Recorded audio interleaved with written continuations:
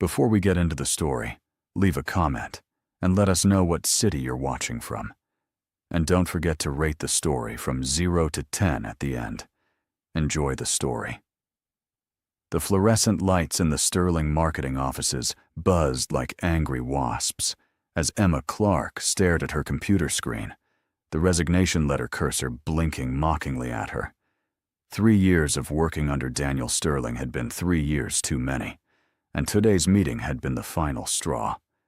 She could still hear his voice echoing in the conference room, cold and dismissive, as he'd torn apart her campaign proposal in front of the entire team. "This is amateur work, Clark. I expected better from someone with your supposed experience."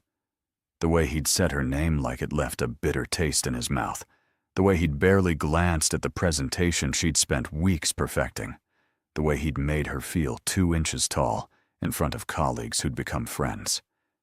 Emma's fingers hovered over the keyboard, then began typing with fierce determination. "Dear Mr. Sterling, please accept this letter as my formal notice of resignation from my position as Senior Marketing Coordinator. My last day of employment will be 2 weeks from today's date." She paused, tempted to add something about his impossible standards, his tendency to micromanage everything down to font choices, or the way he seemed to take personal pleasure in shooting down creative ideas. But Emma had more class than that, even if her boss apparently didn't. "Thank you for the learning opportunities during my tenure here. Sincerely, Emma Clark." Short, professional, and completely lacking the satisfaction she'd hoped for. Emma hit print and leaned back in her ergonomic chair, watching the paper emerge from the printer like a tiny white flag of surrender. Except this wasn't surrender, she reminded herself. This was strategic retreat. "You look like someone stole your coffee," said Jess Martinez, Emma's cubicle neighbor and closest friend at Sterling Marketing.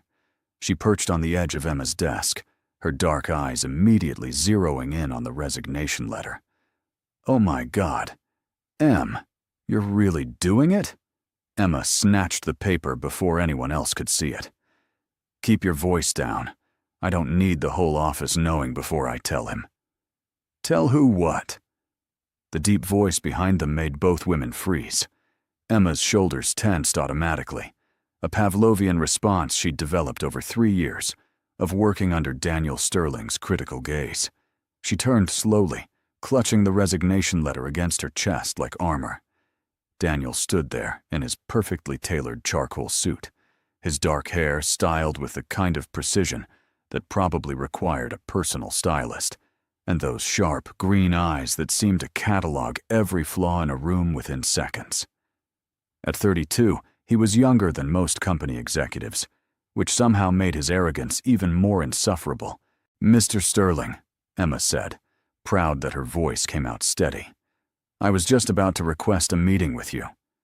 His eyebrows rose slightly, the only indication of surprise on his otherwise composed features. "How convenient. I was coming to discuss the Morrison account with you.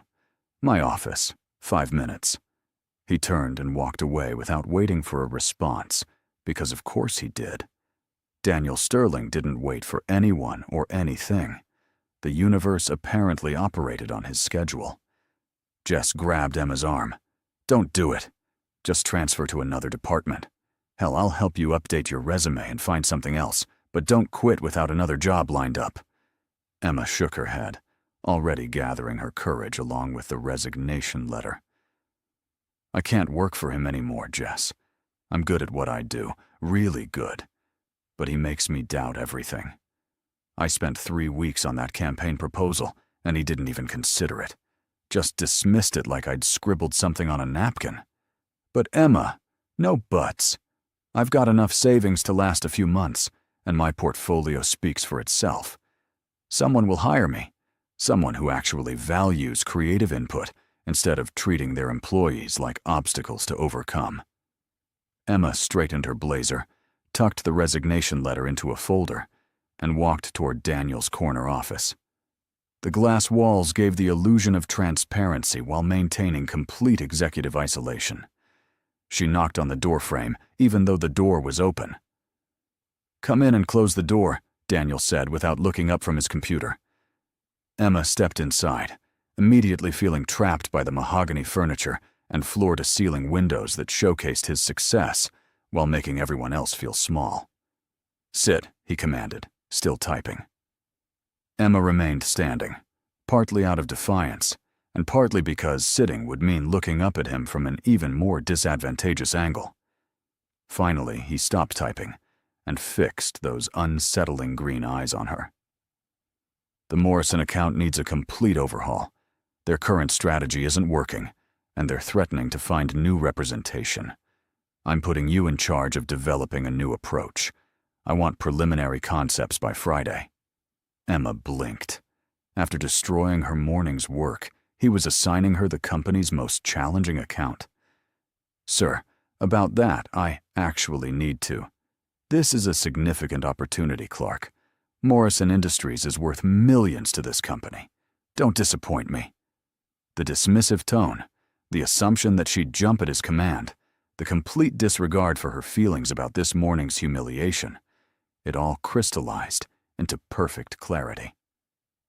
Emma pulled out the resignation letter and placed it on his pristine desk. "I won't be working on the Morrison account or any other account, Mr. Sterling. This is my 2 weeks' notice." For the first time in 3 years, Emma saw Daniel Sterling genuinely surprised. His eyes widened slightly before his expression hardened into something approaching fury. "You're quitting?" "That's generally what resignation letters indicate, yes." Daniel picked up the paper, read it quickly, then looked back at her with an expression she couldn't quite read. "This is about this morning's meeting." "This is about 3 years of morning meetings just like that one. I provide feedback to help you improve. That's what good managers do." Emma laughed, a sound sharp enough to cut glass. Feedback involves suggestions for improvement. What you do is demolish people's work without offering alternatives. There's a difference. Daniel stood up, his height advantage now pronounced as he towered over her. "I have high standards, Clark. If you can't meet them, your standards aren't high, they're impossible. And they change depending on your mood. I've seen you approve campaigns that were objectively worse than things you've rejected from me. It is true, and we both know it." Emma felt 3 years of frustration boiling over. "I'm a good marketer, Mr. Sterling. I have excellent instincts, strong technical skills, and clients like working with me. But you've spent 3 years making me question all of that." Daniel's jaw tightened. "If you walk out of here, don't expect a recommendation letter." "I wouldn't ask for one." Emma turned toward the door, then paused. "You know what's funny? I actually used to respect you. Your reputation in the industry, the way you built this company, your strategic mind. But respect is a two-way street, and you've never shown an ounce of it to anyone who works for you." She left him standing there, closing the door firmly behind her. The entire office seemed to be pretending not to watch as she walked back to her desk, but Emma could feel their eyes following her every step. Jess jumped up immediately. "How did it go? Did you actually give it to him?" Emma began pulling personal items from her desk drawers. "I gave it to him. 2 weeks. Then I'm free." "Emma, are you sure about this? The job market is tough right now, and Sterling Marketing looks good on a resume." Emma looked around the office that had been her professional home for 3 years, at the colleagues who'd become friends, at the window view she'd grown to love. Then she thought about Daniel Sterling's dismissive voice, his impossible standards, and the way he'd made her feel incompetent despite her obvious success. "I'm sure," she said, placing her favorite coffee mug in a box. "Life's too short to spend it working for someone who doesn't value what you bring to the table." 2 weeks later, Emma walked out of Sterling Marketing for the last time, her personal belongings in a single cardboard box, and her head held high. She had a new job lined up at Innovative Solutions, a rapidly growing startup with a reputation for creativity and employee appreciation. The pay was slightly less, but the company culture seemed light years better. As she walked to her car, Emma allowed herself one look back at the sleek office building where she'd spent 3 years of her life. Daniel Sterling was probably already interviewing her replacement, someone new to intimidate and undermine. Well, that was no longer her problem. Emma Clark was finally free. The Innovative Solutions building buzzed with an energy that Emma had forgotten existed in professional environments. Instead of sterile corporate gray, the walls were painted in warm blues and greens, with local artwork and inspirational quotes scattered throughout. The open floor plan actually felt collaborative rather than like a surveillance system, and people seemed to genuinely enjoy being there. Emma Clark, a woman with curly red hair and paint-stained fingernails, approached her in the lobby. "I'm Sarah Williams, creative director. Welcome to the Madhouse." Emma laughed, immediately liking Sarah's warm smile and unpretentious demeanor. "Thanks for having me. I'm excited to start. Coffee first, then I'll show you around. Fair warning, we're a little chaotic here, but in the best possible way. Our CEO believes in giving people space to be creative, which sometimes means things get wonderfully weird." They walked through an actual Kit Clark, not just a break room with a microwave, where several employees were preparing fresh breakfast. "Help yourself to anything," Sarah said, pouring 2 cups of coffee from what appeared to be an expensive espresso machine. One of the perks of working for a company that actually values employee satisfaction. Emma accepted the coffee gratefully. After 3 years of bitter break-room swill at Sterling Marketing, the rich aroma alone felt like a luxury. "This is amazing. Your CEO sounds like he knows how to treat people." "She," Sarah corrected with a grin. Melissa Zhang founded the company 5 years ago after getting fed up with traditional corporate culture. She's traveling this week, but you'll love her. Very hands-on, but not in a micromanaging way. More like a mentor who trusts you to do your job. The contrast with Emma's previous workplace couldn't have been more stark. As Sarah led her through the office, Emma met designers, writers, and strategists who all seemed genuinely enthusiastic about their projects. No one looked stressed or defeated. No one was hiding behind their computer screens to avoid attention. "Here's your workspace," Sarah said, stopping at a desk near a large window overlooking the city park. Melissa insisted on natural light for everyone. She says fluorescent bulbs kill creativity. Emma's new desk was twice the size of her old cubicle, with an adjustable height option and a small plant already waiting for her. "This is perfect. I can't believe how different this feels from my last job." "Bad experience?" Sarah asked, sympathetically. 3 years under a boss who seemed to think crushing people's spirits was effective management. Emma began unpacking her few belongings, including the coffee mug she'd refused to leave behind. "Let's just say I'm looking forward to working somewhere that encourages ideas instead of destroying them." Sarah's expression darkened slightly. "Sounds like you worked for one of those old-school corporate tyrants. Unfortunately, there are still plenty of them out there, making people miserable because they can. Well, you're in a safe space now. We actually celebrate creative thinking here."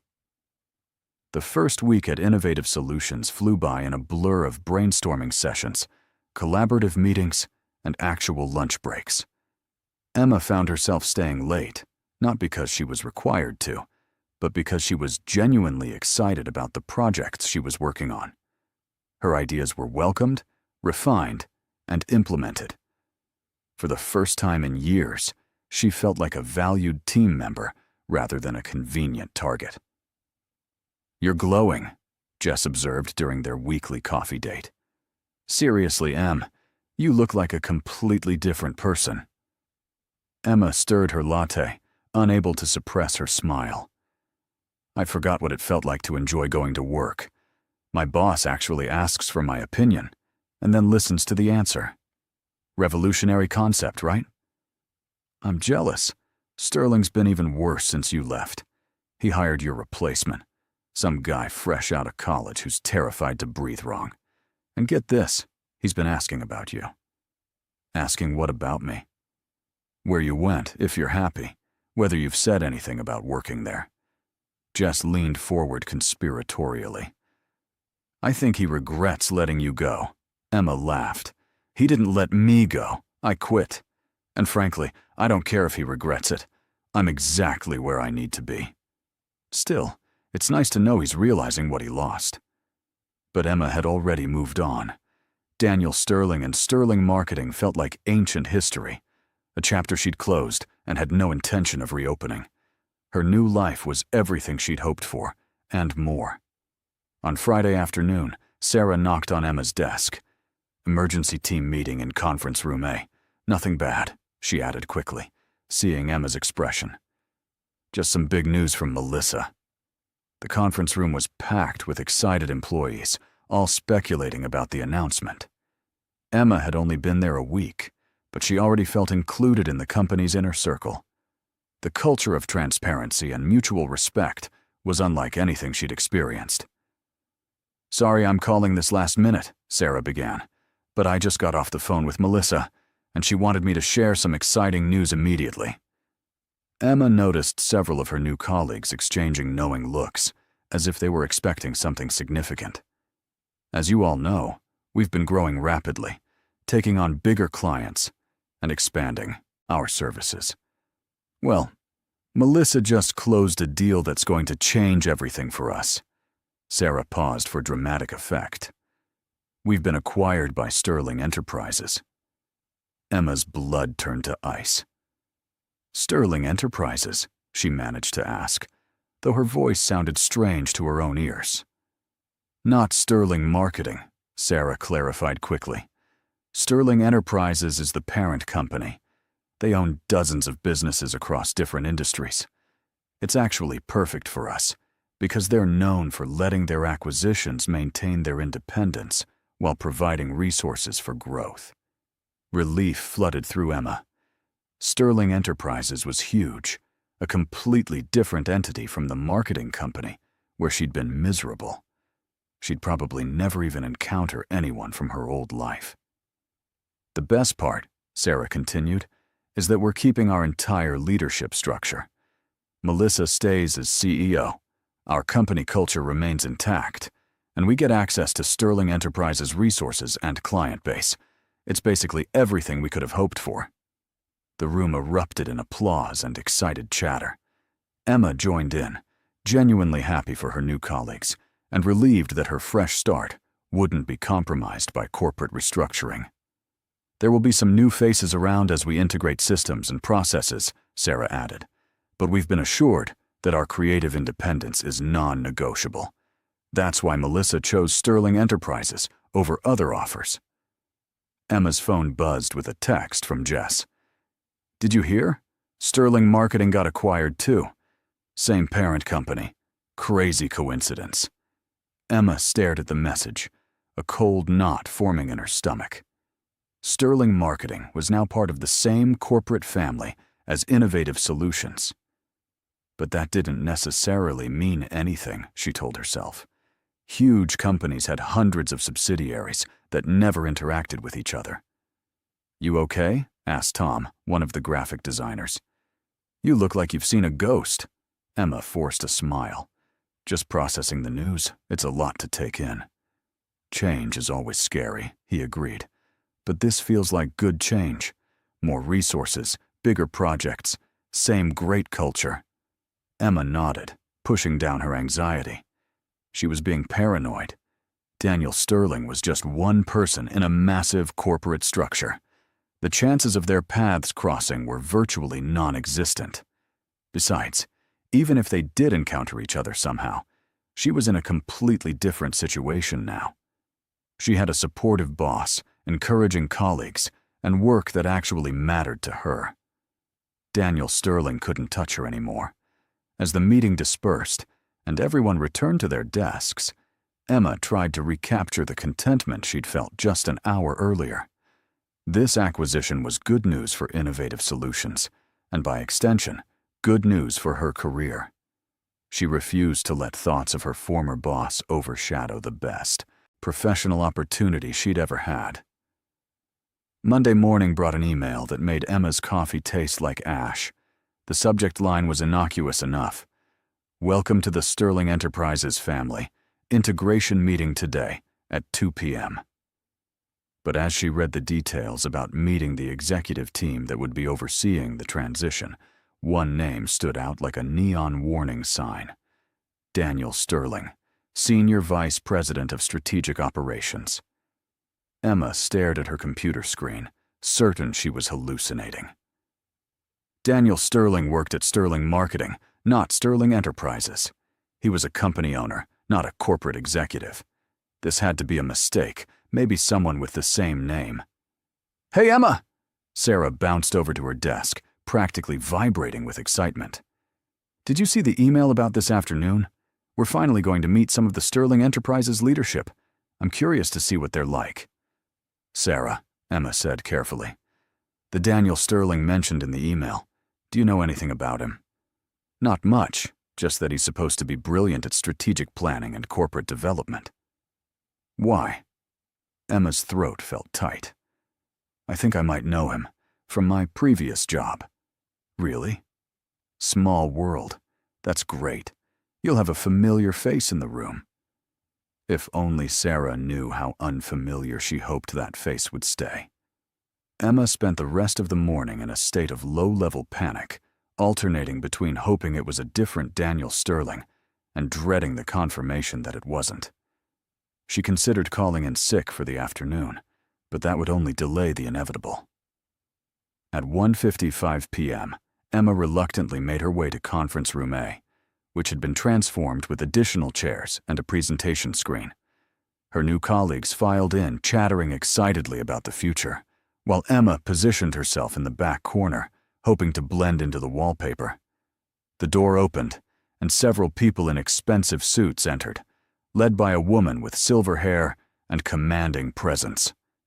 Emma relaxed slightly until she saw the figure walking behind her, tall and imposing in that familiar charcoal suit. It was definitely Daniel Sterling, and he was scanning the room with those sharp green eyes that missed nothing. Emma sank lower in her chair, grateful for the graphic designer sitting in front of her, who provided partial camouflage. Maybe she could get through this meeting without being noticed, then figure out how to handle the situation afterward. "Good afternoon, everyone," the silver-haired woman began. "I'm Catherine Sterling, CEO of Sterling Enterprises, and I'm delighted to welcome Innovative Solutions to our family of companies." Emma's heart stopped. Catherine Sterling, as in Daniel Sterling's relation. This kept getting worse. "I want to assure you that we acquired Innovative Solutions because of what you've built here, not to change it. Your creative culture and innovative approaches are exactly what we value." Catherine gestured to the people beside her. "I've brought some of our key executives who will be working with you during the transition." She introduced several people whose names Emma barely registered, focused as she was on trying to become invisible. But invisibility, she was learning, was not one of her strengths. "And this is my son, Daniel Sterling, our Senior Vice President of Strategic Operations. Daniel will be working closely with your team to identify synergies and growth opportunities." Daniel stepped forward, and Emma watched with horrible fascination as his professional smile faltered slightly when his gaze swept the room. Those green eyes found hers with laser precision, and she saw his jaw tighten almost imperceptibly. "Thank you, Mother," Daniel said, his voice perfectly controlled. "I'm looking forward to getting to know the Innovative Solutions team and learning about your unique approaches to client engagement." His eyes stayed on Emma for just a moment longer than appropriate, and she felt heat rise in her cheeks. Several of her colleagues had noticed the exchange and were looking between them curiously. The presentation continued with discussions of integration timelines, resource sharing, and maintaining company culture. But Emma absorbed none of it. She was too busy planning escape routes and considering whether it was too late to flee to another state. We'll be conducting individual meetings with key team members over the next few weeks, Catherine was saying. Daniel will be reaching out to schedule those conversations. The meeting concluded with polite applause and mingling, but Emma made a beeline for the door. She almost made it. Emma Clark. The voice stopped her cold 3 steps from freedom. She turned slowly to find Daniel Sterling standing directly behind her, having somehow crossed the room without her noticing. "Mr. Sterling," she said, proud that her voice sounded steadier than she felt. "Interesting career move," he said, those green eyes unreadable. "I thought you were leaving marketing entirely." Several of her colleagues were within earshot, watching the interaction with poorly concealed curiosity. Emma lifted her chin. "I found a better opportunity. Sometimes that requires changing companies." "Indeed." Daniel's smile was sharp enough to cut. "I look forward to our individual meeting. I have some questions about your previous experience and how it might translate to our expanded operations." Emma's stomach dropped. "I'm sure Sarah can handle any questions about my role here. Oh, I'll be speaking with Sarah as well. But you and I have a unique history, don't we? It would be a shame not to leverage that familiarity." The word leverage made Emma's skin crawl. This was exactly what she'd feared. Daniel using their past relationship to make her life difficult again. But she was older now, more confident, and she had a supportive team around her. "I suppose we do have history," Emma agreed, her voice carrying just enough edge to let him know she wasn't the same intimidated employee he remembered. "I'm sure we'll find it illuminating to discuss how perspectives can change." Daniel's eyebrows rose slightly, clearly surprised by her response. Before he could reply, Sarah appeared at Emma's elbow. "Mr. Sterling, I hope Emma's been able to give you some insight into our team dynamics. She's been a fantastic addition to our company." "I'm sure she has," Daniel said, his gaze still fixed on Emma. "We were just discussing the value of fresh perspectives." "Absolutely," Sarah agreed enthusiastically. Emma brought such innovative ideas from her previous marketing experience. We're lucky to have her. Emma watched Daniel's expression carefully, looking for signs of the dismissive attitude she remembered. But his face remained professionally neutral, giving nothing away. "Well," Emma said, "I should get back to work. The Morrison project needs attention." She had the satisfaction of seeing genuine surprise flicker across Daniel's features. The Morrison account had been one of Sterling Marketing's biggest challenges, and Emma had been assigned to it just before quitting. "The Morrison project?" Daniel asked. "Innovative Solutions acquired the account last month," Sarah explained. "Emma's been leading the strategy overhaul. The preliminary results are very promising." Emma couldn't resist adding, "Sometimes a fresh perspective is exactly what a challenging account needs." Daniel's eyes narrowed slightly, clearly catching her subtle reference to their last conversation. "I'm sure it is. I look forward to reviewing the results." With that, Emma excused herself and walked back to her desk, leaving Daniel Sterling standing in the conference room. She could feel his eyes following her, but she refused to look back. Her phone buzzed with a text from Jess. "Rumor is that Sterling Marketing's being integrated too. Something about synergies with other companies in the parent organization. Could be interesting." Emma stared at the message, a terrible suspicion forming. If Sterling Marketing was being integrated with other Sterling Enterprises subsidiaries, and Daniel was overseeing strategic operations, then he might have significant influence over Innovative Solutions' future. She looked across the office at her colleagues, all excited about new opportunities and resources. They had no idea that their creative freedom might be at the mercy of a man who valued control over collaboration. Emma opened her laptop and began working on the Morrison presentation with renewed focus. If Daniel Sterling wanted to review her work, she'd make sure it was absolutely flawless. She'd proven once that she could succeed despite his negativity. Now she might have to prove it again, except this time the stakes were much higher. This time, it wasn't just her career on the line. It was the future of a company culture she'd grown to love, and colleagues who'd become friends. Daniel Sterling might have more power now, but Emma Clark was no longer the insecure employee who'd fled his criticism. She was ready for whatever game he wanted to play. The individual meeting request arrived the next morning, scheduled for Thursday at 2 p.m. in Conference Room B. Emma stared at the calendar invitation, noting that Daniel had given her exactly 48 hours to stress about it. Classic power move, though whether intentional or coincidental remained to be seen. "You've been staring at that email for 5 minutes, Tom observed, wheeling his chair over to her desk. "Either it's very good news or very bad news." "Jury's still out," Emma muttered, closing her laptop. "Want to grab lunch? I need to get out of here for a bit." They walked to the small cafe across the street, where Emma had been enjoying peaceful lunch breaks for exactly 2 weeks. Now even this simple pleasure felt tainted by the knowledge that Daniel Sterling was somewhere in the same corporate ecosystem. "Okay, spill," Tom said, settling into their usual corner booth. "You've been weird since Monday's meeting, and don't tell me it's just adjustment anxiety.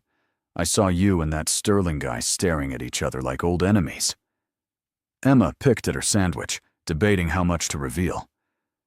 "We worked together before. It didn't end well." "Ah." Tom nodded knowingly. "Bad breakup." "Worse. Bad boss." Tom's expression shifted to understanding, then sympathy. "Oh, Emma, he was the one who made you miserable at your last job?" 3 years of psychological warfare disguised as professional development. Emma finally managed a bite of food. "And now he's probably going to have input on our company's future. That sucks. But you know what? You're not the same person who left that job. Look how you've thrived here, how confident you've become. Maybe it's time to show him exactly what he lost." Emma considered this. Tom had a point. The Emma who'd worked at Sterling Marketing had been constantly second-guessing herself, walking on eggshells, accepting criticism that was often unfounded.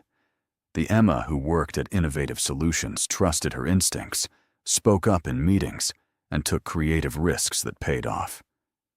"You're right," she said slowly. "I am different now. Maybe this is actually an opportunity to prove something." "That's the spirit. Besides, he's probably learned some management skills since then.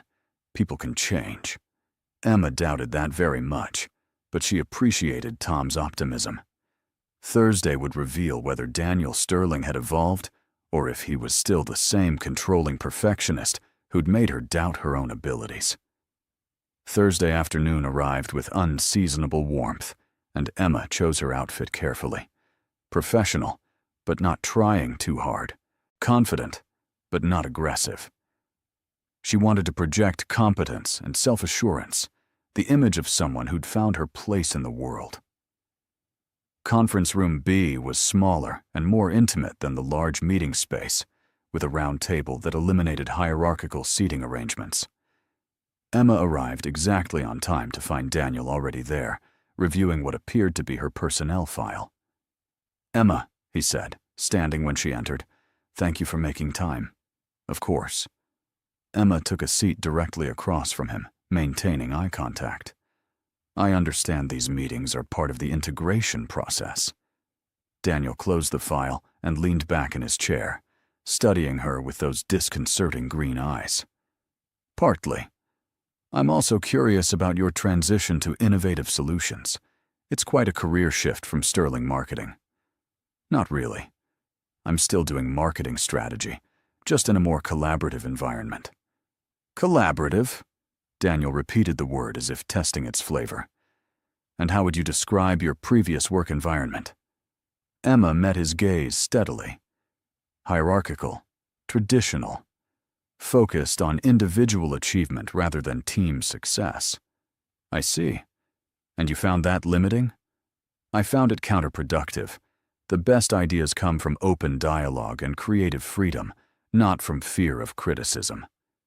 Daniel's jaw tightened almost imperceptibly. Criticism can be a valuable tool for growth when delivered constructively. Absolutely, Emma agreed. When it's constructive. When it includes specific suggestions for improvement. When it's delivered with respect for the person receiving it. The silence stretched between them, heavy with unspoken history. Finally, Daniel opened a different folder. "I've been reviewing your work on the Morrison account," he said. "The results are impressive." Emma blinked, surprised. "Thank you. The strategy shows real innovation. The client engagement increased 40% in just 3 weeks." Daniel looked up from the papers. "How did you approach the challenge?" This was dangerous territory. The Morrison account had been Emma's last assignment at Sterling Marketing, the one Daniel had given her right before she'd quit. He had to remember. "I started by identifying why the previous approach wasn't working," Emma said carefully. "The messaging was too corporate, too distant. Morrison Industries needed to connect with their audience on an emotional level, not just showcase technical specifications. And the previous strategy was too focused on features rather than benefits." Exactly. "We shifted to storytelling, highlighting how their products improve people's lives rather than just listing capabilities." Daniel nodded slowly. The previous strategy at Sterling Marketing took a different approach. There it was, the elephant in the room. Emma straightened her shoulders. The previous strategy wasn't working. Morrison was considering ending their contract. Were they? Daniel's tone was neutral, but Emma caught the hint of challenge. Yes, their engagement metrics were declining consistently, and they'd expressed frustration with the lack of fresh ideas. Emma pulled out her tablet and called up the data. "Here are the numbers from the past 6 months. The downward trend was clear." Daniel studied the charts, his expression unreadable. Emma watched him process the information, seeing the exact moment when he recognized that she was right. The Morrison account had been failing under his company's management. "This analysis is thorough," he admitted. "It's accurate," Emma corrected. "And it informed a strategy that's actually working." Daniel set down the tablet and looked at her directly. "You sound different than I remember." "I am different than you remember. More confident. More appreciated." Emma let the words hang in the air between them. It's amazing what supportive leadership can do for someone's performance. Another silence, this one crackling with tension. Daniel's green eyes searched her face, as if looking for traces of the uncertain employee he'd once known. "Sarah speaks very highly of your contributions here," he said finally. "Sarah values creative input and trusts her team to do their jobs well. It's a refreshing management style." "And you feel that your previous supervisor didn't trust you?" Emma laughed, a sound with very little humor in it. "Mr. Sterling, my previous supervisor, made it clear that he considered my ideas amateur and my instincts questionable. It's hard to perform your best when your boss actively undermines your confidence." Daniel's expression shifted, showing what might have been discomfort. "I'm sure he believed he was helping you improve." "Did he?" Because from where I sat, it felt more like he enjoyed demonstrating his superiority than actually developing his employees' skills. The words hung in the air like an accusation, which Emma supposed they were. Daniel's jaw tightened, and she could see him struggling with how to respond. "Perhaps," he said slowly. "There were communication issues on both sides." Emma tilted her head. "Communication issues? Is that what we're calling it?" "Emma." Daniel's voice carried a warning note that she remembered all too well. "It's Miss Clark, actually. We're not colleagues anymore." Emma stood up, signaling that she considered the meeting over. "Is there anything else you need to know about my work here?" Daniel remained seated, looking up at her with an expression she couldn't quite read. "We'll be having regular check-ins as the integration proceeds. I'll be keeping a close eye on all strategic accounts." "Of course you will," Emma said, moving toward the door. Some things never change. She left him sitting in the conference room, feeling both victorious and exhausted. The confrontation had been inevitable, and she'd held her ground better than she'd expected. But Emma knew this was just the opening round, in what could become a very long and difficult game. As she walked back to her desk, Emma caught Sarah watching her with concern. "How did it go?" Sarah asked quietly. Emma forced a smile.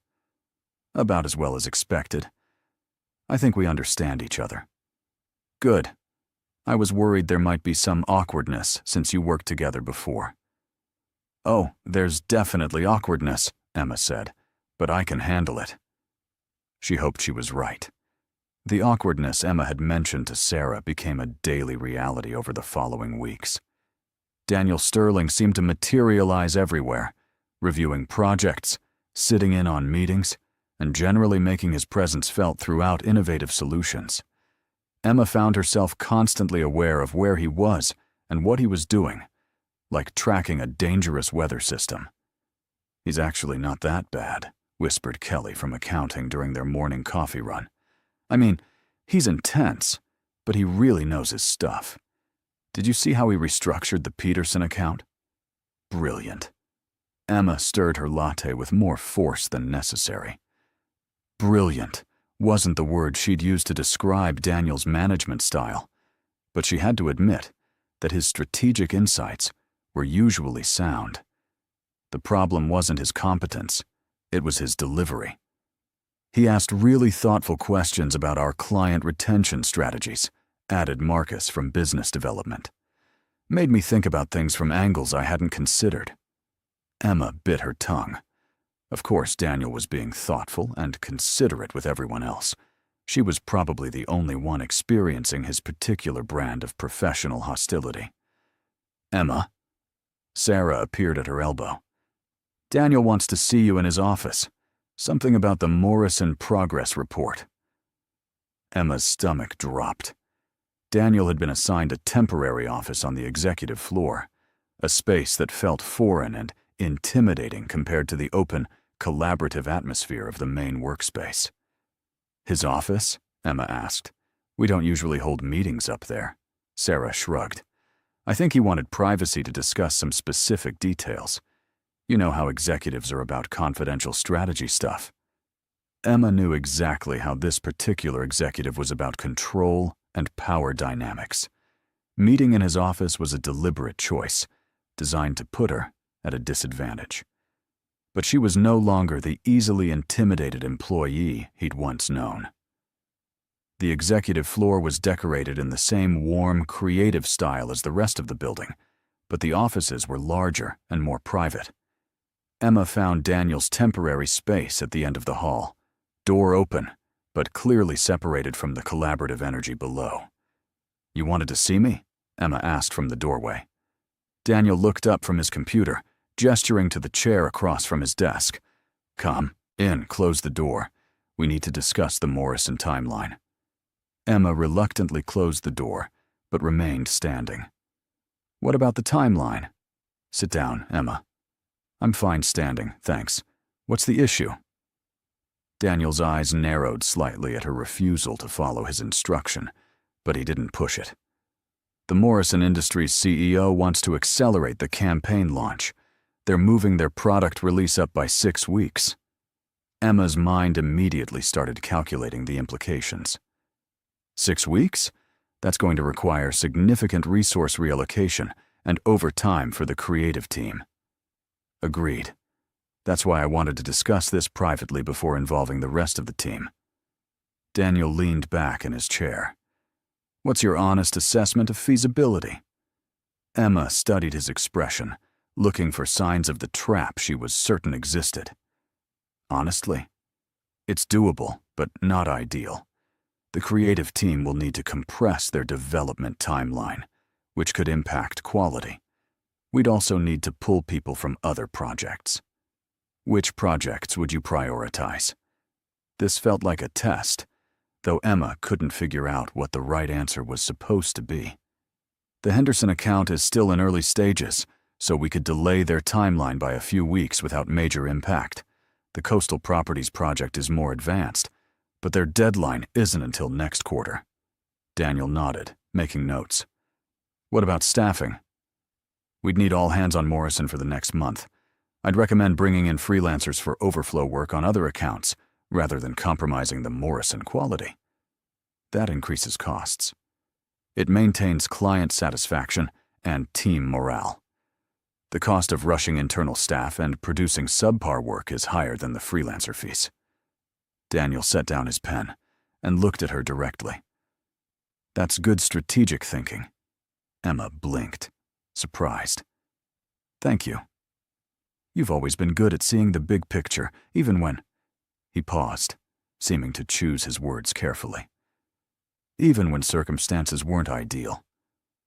Was Daniel Sterling actually admitting that working conditions at Sterling Marketing hadn't been ideal?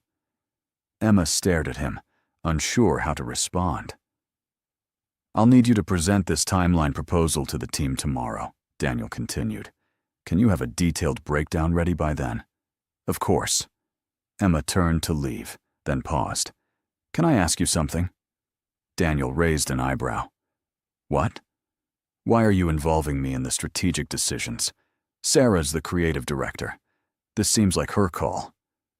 Daniel was quiet for a moment, his green eyes unreadable. Because you know this account better than anyone. You've invested yourself in understanding Morrison's needs and building relationships with their team. It makes sense to leverage that knowledge. Leverage. There was that word again. But this time, it didn't feel like a threat. Plus, Daniel added, his voice slightly softer, you've proven that you can handle complex strategic challenges. I'd be foolish not to utilize that capability. Emma felt off balance, like she'd prepared for one conversation and walked into a completely different one. This version of Daniel seemed almost reasonable. I'll have the timeline ready, she said. Emma. Daniel's voice stopped her at the door. For what it's worth, the work you've done on Morrison is exceptional. The client is genuinely impressed with the turnaround. Emma studied his face, looking for sarcasm or hidden meaning, but his expression seemed sincere. Thank you, she said finally. That means something.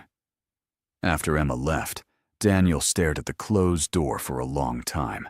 Seeing her again had been jarring enough, but watching her work at Innovative Solutions had been a revelation. The confident, creative professional leading strategy meetings bore little resemblance to the hesitant employee he remembered from Sterling Marketing. Had she really been that talented before, and he'd simply failed to see it? Or had something about working here brought out capabilities that hadn't been evident earlier? Daniel pulled up Emma's old performance reviews from Sterling Marketing, documents he'd written himself. Reading them now, he cringed at the language he'd used. Needs improvement in strategic thinking. Lacks confidence in presenting ideas. Requires more direct supervision to maintain quality standards. But the Emma Clark working on the Morrison account demonstrated exactly the strategic thinking and confident leadership he'd claimed she lacked, which meant either she'd dramatically improved in a matter of weeks, or his assessments had been fundamentally flawed. The possibility that he'd been wrong about Emma's capabilities was uncomfortable enough. The possibility that his management style had actively hindered her performance was worse. Daniel had built his reputation on identifying talent and maximizing team performance. If he'd been systematically undermining one of his most capable employees, what did that say about his leadership skills? His phone buzzed with a text from his mother. How are the Innovative Solutions integration meetings going? Any interesting discoveries? Daniel stared at the message, thinking about Emma's transformation, her obvious comfort in her new role, and the way she'd held her ground in every interaction they'd had since Monday. Still evaluating, he typed back. Some situations are more complex than they initially appeared. That was certainly true. Emma Clark was proving to be far more complex than he'd ever realized. and Daniel was beginning to suspect that said more about his limitations as a manager than hers as an employee. The Morrison timeline presentation went better than Emma had expected. The team responded positively to the accelerated schedule, and several people volunteered for overtime shifts to ensure quality wasn't compromised. Even more surprising, Daniel had attended the meeting but remained silent, letting Emma lead the discussion without interference. "You handled that really well," Sarah said afterward, as they walked back to their desks. "Daniel seemed impressed with your planning." "Did he?" Emma glanced toward the executive floor. "I couldn't tell what he was thinking. He specifically asked me about your background after the meeting, wanted to know how long you've been doing strategic planning and where you developed those skills." Emma frowned. "What did you tell him?" "The truth. That you're naturally gifted at seeing patterns and finding solutions, and that you flourished here because we give you room to use those talents." Sarah paused. "Is there something I should know about your working relationship with him?" Emma considered how much to reveal. "Let's just say our management styles didn't mesh well at Sterling Marketing. I'm hoping the situation here will be different." "Well, whatever happened before, he clearly respects your work now. That's what matters." But Emma wasn't convinced it was that simple. Daniel's behavior had been puzzling lately, almost professional and respectful. It felt like waiting for the other shoe to drop. The shoe dropped on Friday afternoon. Emma was finalizing the Morrison creative briefs when her computer chimed with a meeting request. "Emma Clark, performance review discussion, scheduled for Monday morning at 9 a.m. in Daniel's office." Emma stared at the calendar invitation, her heart rate accelerating. Performance reviews at Sterling Marketing had been quarterly ordeals, where Daniel systematically dismantled her confidence while pretending to offer constructive feedback. She'd been at Innovative Solutions for less than a month. What could he possibly have to review? Her phone buzzed with a text from Jess. "Coffee tomorrow. I have gossip about Sterling Marketing that you'll want to hear." Emma immediately called her. "What kind of gossip?" "The kind that explains a lot about your former boss. Meet me at Grind Coffee at 10, and I'll tell you everything." Saturday morning found Emma nursing an extra-large latte while waiting for Jess to arrive. The coffee shop was busy with weekend crowds, families with children, and couples reading newspapers together. Normal people living normal lives, without corporate drama, and complicated histories with difficult bosses. "You look stressed," Jess observed, sliding into the opposite chair. "Bad week?" "Confusing week. Daniel's been almost professional. It's unsettling." Jess raised an eyebrow. "Daniel Sterling? Being professional? That is weird. But maybe this will explain it." She leaned forward conspiratorially. "Okay, so you know how Sterling Marketing got acquired too, right?" "Well, there's been major restructuring." "What kind of restructuring?" "The kind where Daniel's father reviewed all his performance metrics and client retention rates and wasn't happy with what he found." Jess grinned. "Apparently, Sterling Marketing has been hemorrhaging talent for the past 2 years. Exit interviews consistently cited poor management and lack of creative support." Emma nearly choked on her coffee. "Seriously. Gets better. Remember that big Peterson account that Daniel was so proud of? They terminated their contract last month, cited frustration with communication and inflexibility in strategic approach. The Peterson account was worth millions." "Exactly. And when Catherine Sterling started digging into why they were losing so many clients and employees, guess whose management style kept coming up as a problem?" Emma felt a mixture of vindication and uncomfortable sympathy. "So, he's in trouble with his mother?" "More than trouble. Word is that he's been given 6 months to demonstrate improved leadership skills and client retention, or he's going to be moved to a position with less people management responsibility." This explained so much about Daniel's recent behavior: the respectful tone, The collaborative approach, the way he deferred to her expertise in meetings. He wasn't just overseeing innovative solutions integration. He was trying to prove that he could work effectively with the kind of talented employees he'd been driving away. "There's more," Jess continued. "Apparently your resignation letter was part of what triggered the investigation. Catherine Sterling specifically mentioned the loss of high-performing employees as a red flag." Emma stared at her friend. "My resignation triggered this?" "Your resignation and the way you handled it. Professional, dignified, no drama. Made it clear that the problem wasn't your performance or attitude. When Catherine looked at your track record and the projects you'd worked on, then compared that to Daniel's assessment of your work," Jess shrugged. "Let's just say the numbers didn't add up." Emma leaned back in her chair, processing this information. Her decision to leave Sterling Marketing hadn't just freed her from a toxic situation. It had apparently exposed larger problems with Daniel's leadership approach. "So now he's trying to prove he can be a better manager," Emma mused. "And you, my friend, are probably his test case. If he can work successfully with someone he previously had conflicts with, it demonstrates growth and adaptability." Emma laughed, though there wasn't much humor in it. "So, I'm his redemption project." "Maybe. But here's the thing, Em. You don't owe him that redemption. You already proved you could succeed despite his poor management. You don't have to help him learn how to be a better boss." Jess was right, of course. Emma had no obligation to make Daniel's performance improvement easier.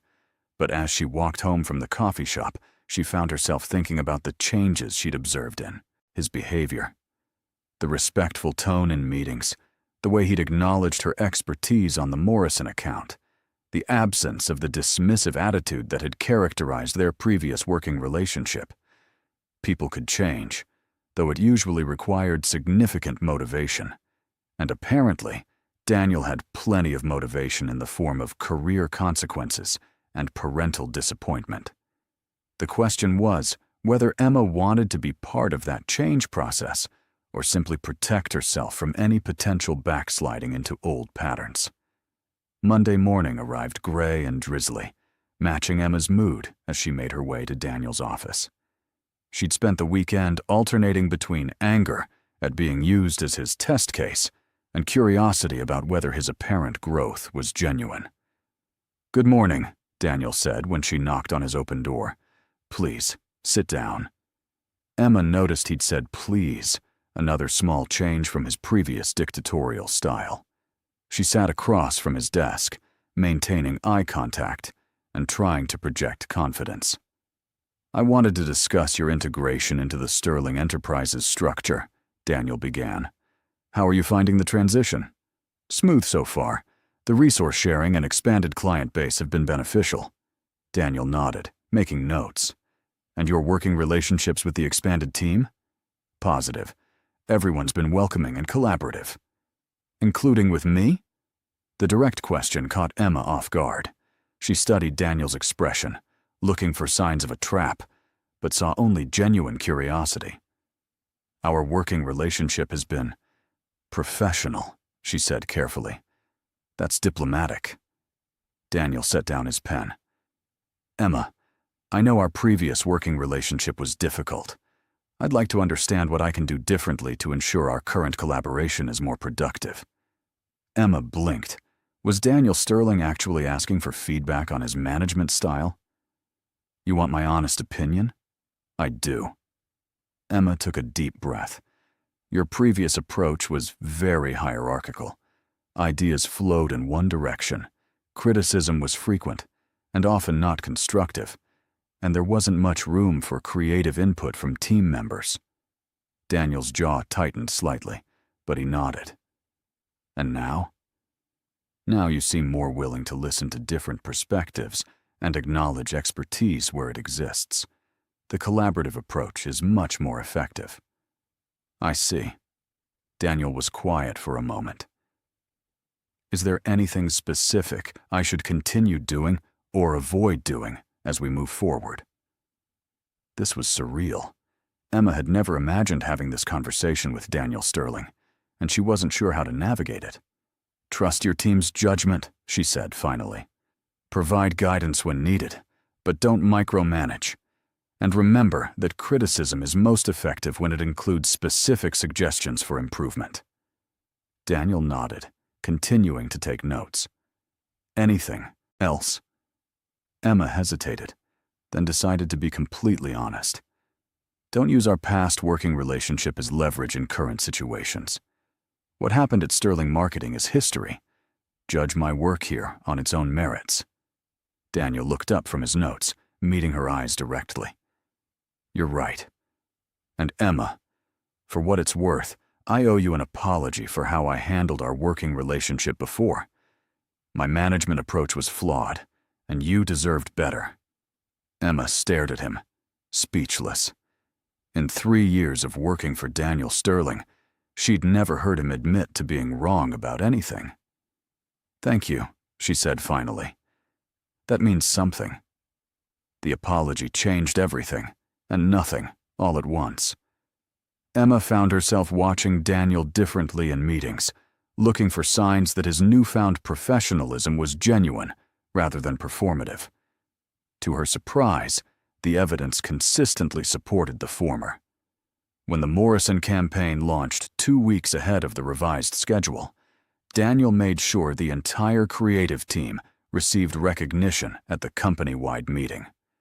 When a client expressed concerns about a different project, he consulted with the assigned team lead rather than imposing his own solution. When deadline pressures mounted on the Henderson account, he approved bringing in additional freelance support without questioning the budget implications. "He's like a completely different person," Tom observed over lunch. "Remember how everyone used to dread presenting to executives? Now people actually volunteer to update him on their projects." Emma pushed salad around her plate, still processing the transformation. "People can change, I guess, given the right motivation." "You don't sound convinced." "I'm cautiously optimistic. But 3 years of one kind of behavior doesn't disappear overnight. I'm waiting to see how he handles real pressure or conflict." That test came sooner than expected. The Coastal Properties account, one of Innovative Solutions' oldest clients, exploded into crisis on a Thursday afternoon. Their new product launch had been plagued by manufacturing delays, negative social media reviews, and now a competitor's lawsuit alleging patent infringement. Coastal's CEO was threatening to terminate their contract and blame the marketing strategy for failing to anticipate potential problems. Sarah called an emergency meeting for 4 p.m., gathering the entire Coastal Properties team, plus Daniel as executive oversight. The conference room felt tense as everyone filed in, aware that this crisis could impact several jobs and the company's reputation. "Okay, people," Sarah began. "We have a situation. Coastal Properties is in full damage control mode, and their CEO is looking for someone to blame. We need a strategy that addresses the immediate crisis while protecting our ongoing relationship." "What exactly are they accusing us of?" asked Jennifer from PR. "Failure to conduct adequate market research, inadequate competitive analysis, and poor risk assessment." Sarah's voice was grim. "Basically, they're saying we should have foreseen and prevented all of these problems." Emma felt her stomach clench. She'd been the lead strategist on the Coastal Properties market research, and while she was confident in her work, client panic could make even solid analysis look inadequate in retrospect. "That's unreasonable," said Marcus. "We can't predict manufacturing delays or anticipate lawsuits that may or may not have merit." "Unreasonable, yes. But they're scared and looking for someone to blame," Sarah replied. "Daniel, what's your take on this?" All eyes turned to Daniel, who had been quietly reviewing the project files during the discussion. Emma held her breath, waiting to see if pressure would revert him to his old pattern of finding fault and assigning blame. "First," Daniel said calmly, "let's separate the legitimate concerns from the panic-driven accusations. Manufacturing delays and patent disputes are operational issues, not marketing strategy problems. However, we should review our competitive analysis to see if there were warning signs we missed. Emma relaxed slightly. He was being analytical rather than reactive. Second, Daniel continued, we need to focus on solutions rather than defensiveness. What can we do right now to help Coastal Properties navigate this crisis? Crisis communication strategy, Emma found herself saying. Get ahead of the narrative instead of just responding to problems. Show leadership and transparency rather than deflection and excuses. Daniel nodded. Exactly. Emma, can you draft a preliminary crisis communication plan? Something that acknowledges the challenges without accepting blame for operational issues beyond our control. I can have something ready by tomorrow morning. Good. Jennifer, I need you to analyze the social media situation and recommend specific response strategies. Marcus, review our competitive analysis and identify any gaps that we should address. Daniel was in full problem-solving mode, delegating effectively and focusing on actionable solutions. Emma found herself impressed despite her lingering skepticism. What about the CEO's accusations? Sarah asked. We can't just ignore the fact that they're threatening to terminate our contract. Daniel's expression grew more serious. I'll handle that conversation directly. Catherine Sterling and I will meet with their executive team tomorrow afternoon. We need to address their concerns while standing behind our team's work. Emma felt a flicker of gratitude. Daniel was positioning himself as the buffer between an angry client and the creative team, taking responsibility for managing the fallout. The meeting dispersed with everyone focused on their assigned tasks. Emma was gathering her notes when Daniel approached her. Emma, can I speak with you privately? She followed him to his office, wondering if he was going to reveal concerns about her work that he hadn't wanted to voice in front of the team. I reviewed the Coastal Properties market research you conducted, Daniel began, closing the door behind them. It's thorough and well documented. Their current crisis doesn't reflect any failure in your analysis. Emma blinked. Thank you. I was worried you might think, I think you did exactly what you were hired to do and did it well. The client is understandably upset, but they're directing their frustration at the wrong target. Daniel's expression was serious but supportive. I want you to know that I'll be making that clear in tomorrow's meeting. You don't have to defend my work. It should speak for itself. It does speak for itself, to anyone who reviews it objectively. But angry clients aren't always objective, and I won't let them scapegoat you for problems that have nothing to do with your strategy. Emma stared at him, remembering all the times at Sterling Marketing when he'd left her to defend her own work against unreasonable criticism. This protective stance was so different from his previous approach that she hardly knew how to respond. I appreciate that, she said finally. Emma. Daniel's voice was quieter now. I know I have a lot to make up for in terms of how I've managed team relationships in the past. This situation with Coastal Properties is exactly the kind of challenge where I used to look for someone to blame rather than focusing on solutions. I'm trying to do better. You are doing better, Emma admitted. The way you handled that meeting, the focus on problem-solving rather than fault-finding, it was good leadership. Something shifted in Daniel's expression, relief mixed with what might have been gratitude. Thank you. That means more than you know. As Emma left his office, she found herself genuinely hoping that Daniel's meeting with Coastal Properties would go well. Not just for the sake of the account or her own job security, but because she was starting to believe that his transformation might be real. The old Daniel Sterling would have used this crisis as an opportunity to demonstrate his authority and find someone to blame. The new version was shielding his team from client anger while working to solve the actual problems. Maybe, Emma thought, people really could change when the stakes were high enough and the motivation was strong enough. Daniel Sterling was learning to be the kind of leader she'd wished he could be 3 years ago.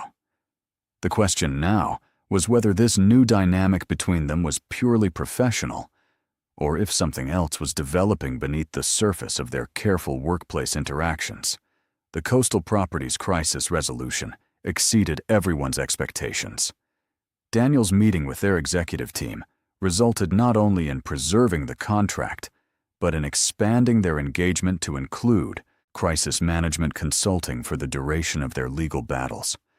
More importantly for Emma, Daniel had publicly praised her market research and strategic thinking, making it clear that the crisis stemmed from operational issues rather than marketing failures. "You should have seen him," Sarah told Emma over coffee the next morning. "Completely professional, but absolutely fierce in defending our work. I've never seen an executive go to bat for their team like that." Emma stirred her latte thoughtfully. "It's a different side of him, that's for sure." "Different how? I thought you said you worked well together before." Emma realized she'd never told Sarah the full truth about her previous working relationship with Daniel.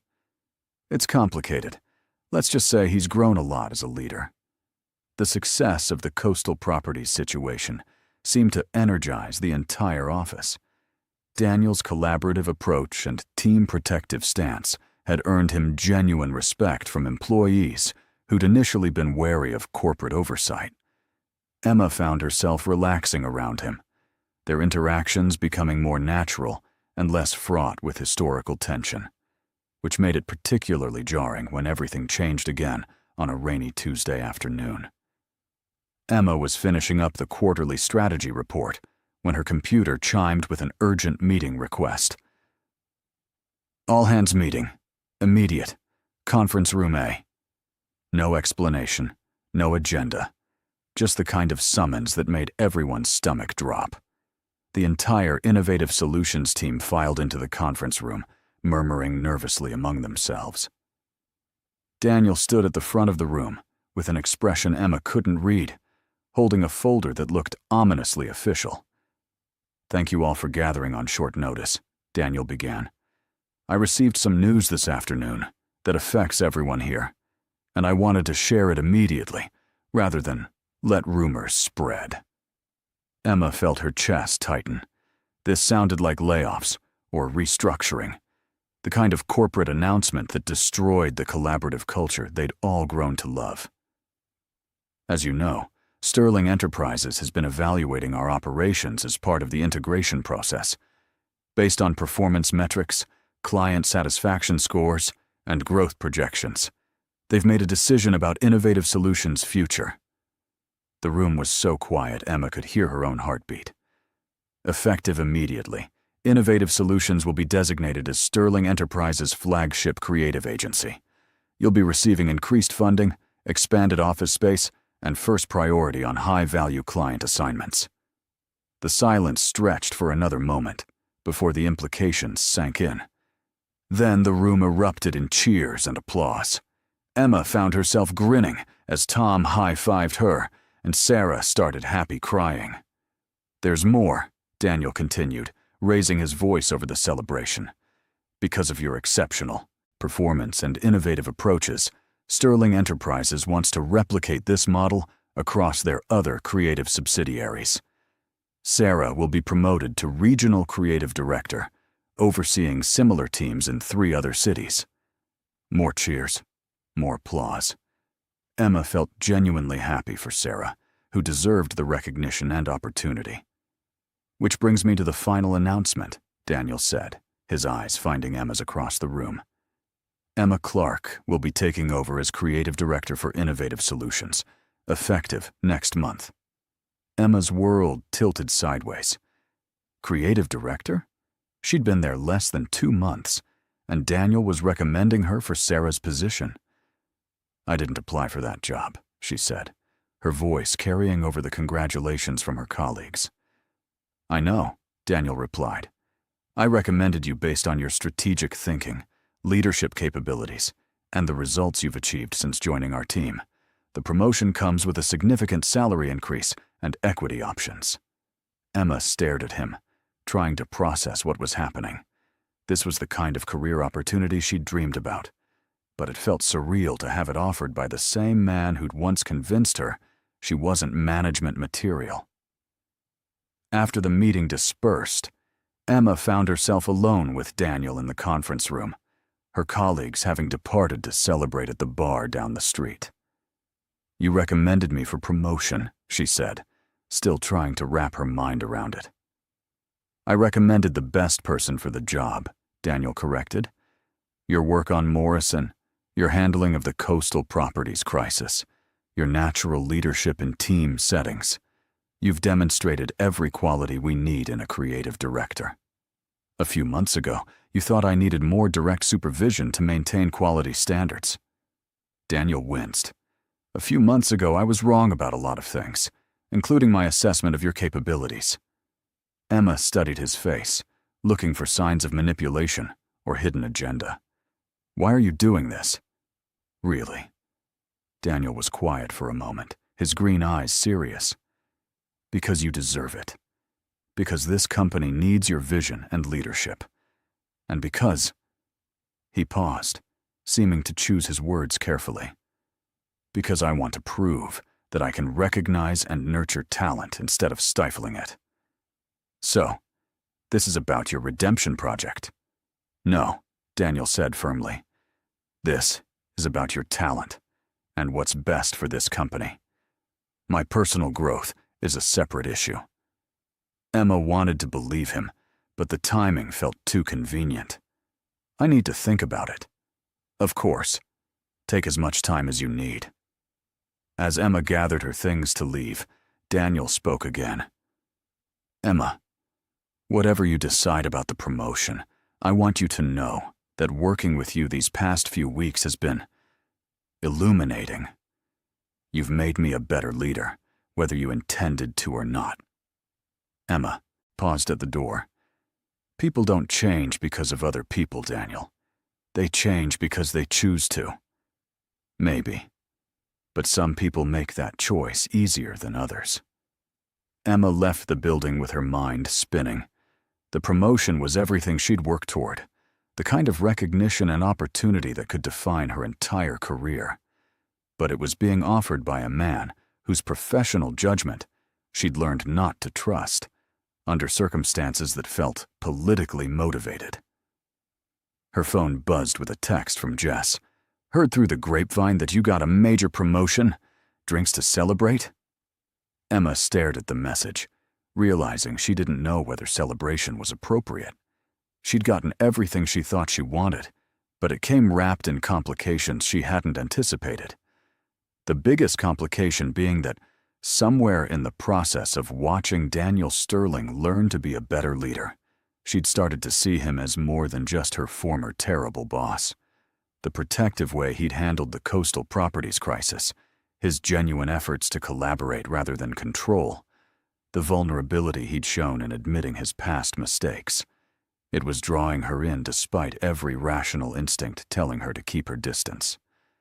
Emma Clark had built her new life on independence and professional confidence. The last thing she needed was to develop feelings for the man who'd once made her question her own abilities, even if he seemed to be becoming someone worthy of those feelings. Emma accepted the promotion, but not without conditions. She negotiated a 3-month trial period, input on team hiring decisions, and a clear understanding that her leadership style would be collaborative rather than hierarchical. Daniel agreed to everything without hesitation, which somehow made her more nervous rather than less. "You're overthinking this," Tom said as he helped her move into Sarah's old office. "Good job. Better pay. More authority. What's the downside?" "The downside is that my biggest supporter is also the person who spent 3 years undermining my confidence. What if this is all some elaborate mind game?" Tom set down a box of her belongings and gave her a serious look. "Em, I've watched that guy interact with you for weeks now. Whatever happened between you before, he genuinely respects your work. The mind game theory doesn't hold up." Emma wanted to believe that, but trust was harder to rebuild than professional relationships. She'd spent so many years assuming the worst of Daniel's motivations, that recognizing genuine change felt dangerous. Her first week as creative director went smoothly, helped by the fact that most of her colleagues had already been coming to her for strategic input. The transition felt natural, and Emma discovered she enjoyed the leadership responsibilities more than she'd expected. The complication came Friday afternoon when Daniel knocked on her office, odd-porn door. "Do you have a minute? I wanted to discuss the Phillips Industries proposal." Emma gestured to the chair across from her desk, noting how strange it felt to have Daniel seeking permission to enter her space rather than commanding her presence in his. "I've been reviewing the preliminary strategy," Daniel continued, settling into the chair. "The approach is solid, but I think we're missing an opportunity to differentiate ourselves from their current agency." Emma pulled up the proposal on her computer. "What kind of differentiation?" "Phillips Industries has been using traditional demographic targeting, but their customer base is evolving. If we could demonstrate understanding of their emerging markets, it would show strategic insight their current agency lacks." As Daniel explained his reasoning, Emma found herself genuinely engaged in the strategic discussion. His insights were sharp and creative, exactly the kind of collaborative input she valued from senior leadership. When he suggested specific research approaches, she found herself building on his ideas rather than defending against them. "That's brilliant," Emma said, making notes. "If we can show them market opportunities their current agency hasn't identified, it completely changes our value proposition." "Exactly. And you have the research skills to make that case convincingly." Emma looked up from her computer to find Daniel watching her with an expression that was definitely not purely professional. There was warmth in his green eyes, appreciation that went beyond strategic alignment. "What?" she asked, suddenly self-conscious. "Nothing. Just, this is how collaboration should work, building on each other's ideas, finding solutions neither of us would have reached alone." "Is that your way of saying I should have been promoted to creative director 3 years ago?" Daniel's expression grew more serious. "My way of saying I was too focused on control to recognize the talent right in front of me. Yes, you should have been in leadership then. I should have been developing your skills instead of criticizing them." The admission hung between them, heavy with implications. Emma felt something shift in the air, a recognition that they were no longer just former colleagues working through professional differences. "Daniel," she began, then stopped, unsure what she wanted to say. "I know this is complicated," Daniel said quietly. "Our history makes everything more difficult. But Emma, I need you to know that my feelings about working with you have nothing to do with corporate politics or redemption projects." "What do they have to do with?" Daniel held her gaze steadily. "They have to do with the fact that you're brilliant, creative, and courageous enough to stand up for what you believe in. They have to do with watching you lead a team with grace and strength. They have to do with realizing that the person I thought I knew was actually someone I'd never bothered to see clearly." Emma's heart was beating too fast. "Daniel, we work together. I report to you in the corporate structure." "I know. And I would never do anything to jeopardize your position or make you uncomfortable. I'm not asking for anything, Emma. I just wanted you to know that my respect for you goes deeper than professional admiration." Before Emma could respond, her office phone rang. She answered automatically, grateful for the interruption and the excuse to break the intense eye contact. "Emma Clark." "Emma, it's Catherine Sterling. Do you have a moment to speak privately?" Emma's stomach dropped. Daniel's mother calling her directly couldn't be good news. "Of course, Mrs. Sterling." "Excellent. I'm in the building and would like to meet with you in the executive conference room. Is now convenient?" Emma glanced at Daniel, who looked equally puzzled. "I'll be right there." After hanging up, Emma turned to Daniel. "Your mother wants to see me. Any idea why?" "None. But she wouldn't call a meeting like this unless it was important." Daniel stood up. "Do you want me to come with you?" "No, I should handle this myself. If I'm going to be creative director, I need to be able to manage executive relationships independently." Daniel nodded, though he looked concerned. "If you need anything, call me immediately." Emma made her way to the executive conference room, her mind racing through possible reasons for Catherine Sterling's unexpected visit. The quarterly reviews weren't due for another month, and Emma's promotion had already been approved. This felt like something bigger. Catherine Sterling was exactly as intimidating as Emma remembered, silver hair perfectly styled, and sharp eyes that seemed to catalog every detail. She gestured for Emma to sit across from her at the polished conference table. "Thank you for meeting on short notice, Emma. I wanted to discuss your new role and some observations I've made about your working relationship with my son." Emma's heart sank.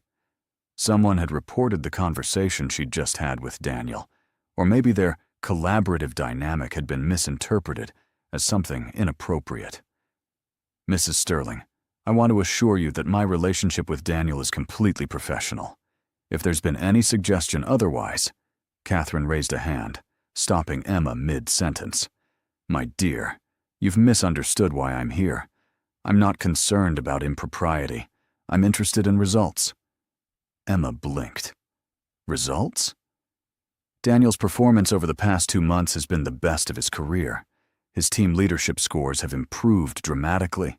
Client satisfaction is up 30%, and employee retention in his departments has stabilized after 2 years of decline." Emma wasn't sure where this was going. "That's wonderful news."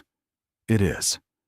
And according to my analysis, these improvements correlate directly with his increased collaboration with you." Catherine leaned forward slightly. "Daniel has always been brilliant strategically, but he's struggled with people management. Something about working with you has changed that.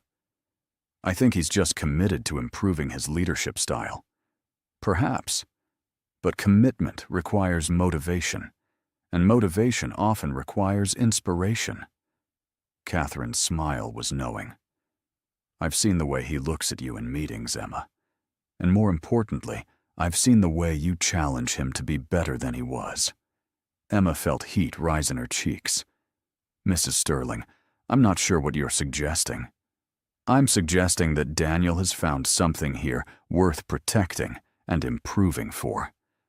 Whether that's professional pride, personal growth, or something more intimate is none of my business. What matters to me is that he's finally becoming the leader I always knew he could be." Catherine stood up, signaling the end of the meeting. "Congratulations on your promotion, Emma.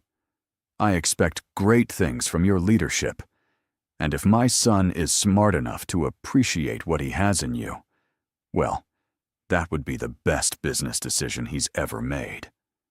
As Catherine left the conference room, Emma sat alone, trying to process what had just happened. Daniel's mother had essentially given her blessing to whatever was developing between them, while simultaneously putting enormous pressure on Emma to continue inspiring Daniel's growth. Emma walked back to her office slowly, her mind spinning with implications. She'd built her new life on independence and professional achievement. Getting involved with Daniel Sterling, no matter how much he'd changed, felt like risking everything she'd worked to build. But as she passed his office and saw him concentrating on his computer, she couldn't deny the pull she felt toward him. The man she was getting to know bore little resemblance to the boss who'd once made her miserable. This Daniel was collaborative, supportive, and genuinely interested in her thoughts and feelings. The question was whether she was brave enough to find out where those feelings might lead. Emma avoided Daniel for the rest of the day, claiming urgent client calls and strategic planning deadlines. But Friday evening found her alone in her office, staring at budget projections, while her mind wandered to Catherine Sterling's words and the look in Daniel's eyes when he'd talked about his feelings going deeper than professional admiration. A soft knock on her door interrupted her brooding. "Come in," she called, expecting the cleaning crew. Instead, Daniel appeared in her doorway, holding 2 cups of coffee, and looking uncertain. I brought caffeine, peace offering for whatever I said earlier that made you disappear. Emma gestured to the chair across from her desk. You didn't say anything wrong. It's just complicated. Everything about this situation is complicated, Daniel agreed, settling into the chair and sliding one coffee cup toward her. But I think we've been handling complicated pretty well lately. Emma accepted the coffee gratefully, noting that he'd remembered exactly how she liked it. Your mother came to see me this afternoon. Daniel's expression shifted to concern. What did she want? To tell me that your improved performance correlates with working more closely with me. She seems to think I'm good for your leadership development. She's not wrong, Daniel said quietly. You have made me a better leader, a better person, actually. That's not my job, Daniel. I'm not responsible for your personal growth. No, you're not. But that doesn't change the fact that you've inspired it. Daniel leaned forward slightly. Emma, I know our history makes this weird. I know there are power dynamics and professional complications, but I also know that what I feel for you is real and has nothing to do with corporate structures or redemption projects. Emma stared into her coffee cup, avoiding his gaze. What you feel for me might be gratitude or admiration for someone who challenged you to change. That's not the same thing as actual feelings. You think I can't tell the difference? I think people can confuse appreciation with attraction, especially in high-pressure situations where someone helps them grow. Daniel was quiet for a moment. What would convince you that what I feel is real?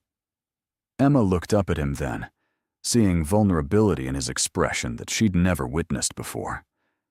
Time, maybe. Consistency. Proof that you value me as a person, not just as a catalyst for your improvement. How much time? I don't know. As long as it takes for me to trust that this version of you is permanent, not just convenient. Daniel nodded slowly. I can work with that timeline. But Emma, can I ask you something? What? Do you feel anything for me? Separate from our professional relationship and our complicated history. Is there any part of you that's interested in finding out what we could be together? Emma's heart was beating too fast again. The honest answer was yes. Absolutely yes. The Daniel Sterling she'd been working with for the past 2 months was intelligent, protective, collaborative, and increasingly attractive. But admitting that felt like stepping off a cliff with no guarantee of safe landing. I might, she said carefully. But I need to know that you respect my boundaries and my need to take this slowly. I do respect that, completely. And I need to know that if this doesn't work out romantically, it won't affect our working relationship or my position here. Daniel's expression grew serious. Emma, I swear to you that your job security and professional reputation are completely separate from any personal feelings between us. You've earned your position through your own merit, and nothing will change that. Emma studied his face, looking for any sign of insincerity. But Daniel's gaze was steady and earnest, and she found herself wanting to believe him.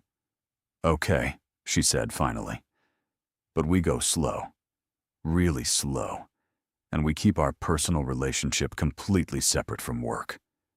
Daniel's smile was like sunrise. As slow as you want, and completely separate from work. Good. Now finish your coffee and get out of my office. I have actual work to do. Daniel laughed, but he did as she asked, pausing only at the doorway to look back at her.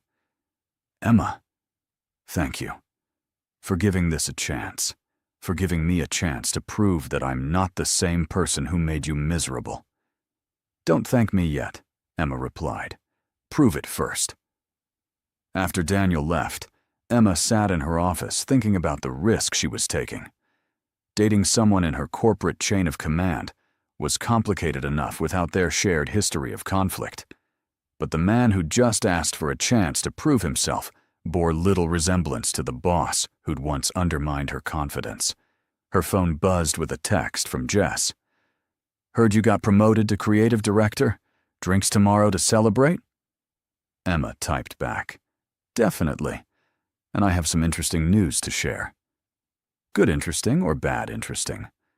Emma looked toward Daniel's office, where she could see him working late under his desk lamp, and felt a flutter of nervous excitement. "To be determined," she replied. The following weeks established a pattern that surprised Emma with how natural it felt. At work, she and Daniel maintained strict professionalism, collaborating on strategy and client management without any hint of personal involvement. After hours, they began tentatively exploring the possibility of something more. Their first official date was coffee on a Saturday morning, neutral territory, where they could talk without the weight of corporate hierarchy. Emma had expected awkwardness, but conversation flowed easily once they moved beyond work topics. Daniel talked about his love of sailing and his complicated relationship with family expectations. Emma shared her passion for travel photography and her dream of eventually freelancing while exploring different countries. "I never knew you wanted to travel," Daniel said, stirring his latte. "What's stopping you?" "Security, mostly. Steady paycheck, health insurance, the usual practical concerns." Emma smiled wryly. "Plus, it's hard to take career risks when you've spent years having your professional judgment questioned." Daniel winced. "I really did a number on your confidence, didn't I?" "You did. But I'm rebuilding it. And it's stronger than before because it's based on actual achievements rather than someone else's approval." "Good. You should never need anyone else's approval to know your worth." It was exactly the right thing to say, and Emma felt another piece of her guard drop away.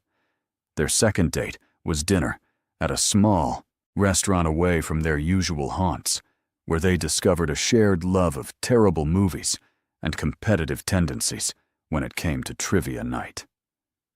Their third date was a walk along the waterfront, where Daniel admitted that he'd been attracted to her even during their difficult working relationship at Sterling Marketing. "You had this way of standing up to me that nobody else did," he said, as they watched boats in the harbor. "It was frustrating as hell, but also impressive. I think part of me knew you were right about my management style, which made your criticism even harder to hear. So you took it out on me instead of examining your own behavior. Yeah, not my finest moment." Daniel stopped walking and turned to face her. "Emma, I know I can't undo the damage I did to your confidence back then, but I want you to know that every criticism I leveled at you said more about my insecurities than your actual performance." Emma looked into his green eyes, seeing sincerity and regret that seemed genuine. "I'm beginning to understand that, but it's going to take time to fully trust that you see me clearly now." "I have time," Daniel said simply. "As much as you need." Standing there in the evening light, Emma felt the last of her resistance melting away. Daniel Sterling was proving himself to be exactly the kind of man she could fall for: patient, self-aware, and committed to earning her trust rather than demanding it. The realization was both thrilling and terrifying. 6 months later, Emma Clark stood in her corner office watching the sunset paint the city skyline in shades of gold and crimson. The view from the creative director's suite was spectacular, but it was the email on her computer screen that made her smile. Morrison Industries had just signed a 3-year contract extension, citing innovative solutions, exceptional strategic insight, and creative execution. "Celebrating alone?" Daniel's voice from her doorway made her turn around. He was leaning against the frame, his tie loosened, and sleeves rolled up after a long day of client meetings. "Just enjoying the moment," Emma replied. "Morrison's contract extension came through. Sarah's going to be thrilled when she hears." Daniel stepped into her office, closing the door behind him. "Sarah's success in the regional position has been incredible. Promoting you to replace her was the best decision we've made." "We?" Emma raised an eyebrow teasingly. I thought my promotion was entirely merit-based. It was. But I'll take credit for recognizing the merit. Daniel moved to stand beside her at the window. How was your day? Besides the Morrison celebration. Good. The Phillips Industries campaign is exceeding projections. The Henderson account is finally running smoothly, and I only had to referee one creative dispute between Tom and Jennifer. Living the management dream, Daniel said with a grin. Emma laughed. Some days. What about you? How did the board meeting go? Well, actually, Mother was particularly pleased with our quarterly numbers. Client retention is at an all-time high, employee satisfaction scores are excellent, and our profit margins have improved significantly. Emma turned to study his profile as he gazed out at the city. 6 months of working together in their new dynamic had proven that Daniel's transformation was genuine and lasting. He'd become the collaborative leader she'd always thought he could be, and watching him grow had been one of the unexpected pleasures of her new position. Earth to Emma, Daniel said, catching her staring. What are you thinking about? Just reflecting on how much things have changed. A year ago, I was planning my escape from Sterling Marketing. Now I'm running my own creative team and dating the former boss who made my life miserable. Do you regret any of it? Emma considered the question seriously. I regret that it took so long to get here. But no, I don't regret the journey. Even the difficult parts taught me things I needed to learn. Daniel turned to face her fully. What kinds of things? That I'm stronger than I thought. That I can succeed, even when people doubt me. That sometimes the best opportunities come, disguised as impossible situations. Emma met his gaze directly. That people really can change when they're motivated to do the work. Speaking of change and motivation, Daniel said, his voice taking on a slightly nervous quality. There's something I want to discuss with you. Emma felt a flutter of anxiety. What kind of something? Instead of answering immediately, Daniel reached into his jacket pocket and pulled out a small blue box. Emma's heart stopped. Daniel, what are you doing? Something I should have done months ago if I hadn't been so worried about rushing you. Daniel opened the box to reveal a simple but elegant diamond ring. Emma Clark, you've made me a better leader, a better man, and a better version of myself than I ever thought possible. Will you marry me? Emma stared at the ring, then at Daniel's hopeful expression, feeling a kaleidoscope of emotions. You're proposing in my office? I'm proposing in the place where you first challenged me to be better, where you taught me that collaboration is stronger than control, that trust is more powerful than authority. Daniel's voice was steady but emotional. This office represents everything you've built through your own talent and determination. It felt like the right place to ask you to build something new with me. Emma felt tears spring to her eyes. The gesture was perfect, acknowledging her professional achievements while asking her to share a personal future. Daniel, I know our history is complicated. I know there are people who might question our relationship or your professional success. But Emma, I love you for exactly who you are, and I want to spend the rest of my life proving that you can trust me with your heart. Emma looked at the ring again, then at the man offering it. The Daniel Sterling kneeling in her office bore no resemblance to the boss who'd once made her doubt herself. This Daniel saw her clearly, supported her dreams, and had earned her trust through consistent actions rather than empty promises. Yes, she said softly. Yes, I'll marry you. Daniel's face lit up with joy as he slipped the ring onto her finger. It fit perfectly, catching the light from the setting sun and sparkling like captured fire. I love you, Emma Clark, Daniel said, standing to pull her into his arms. I love you too, Daniel Sterling, despite everything, because of everything, and for everything we're going to build together. As they kissed in her corner office, Emma thought about the journey that had brought them to this moment. She'd quit her job to escape an arrogant boss and found herself falling in love with the man he'd chosen to become. It was the kind of story that sounded improbable when summarized, but had unfolded naturally through small moments of growth, understanding, and genuine connection. Her phone buzzed with a text from Jess. "Saw the Morrison contract news. Celebration drinks tonight." Emma smiled against Daniel's lips, thinking about how much she had to celebrate. Professional success, personal happiness, and a future full of possibilities she was excited to explore. "Rain check on those celebration drinks," Emma typed back. "I have even bigger news to share tomorrow."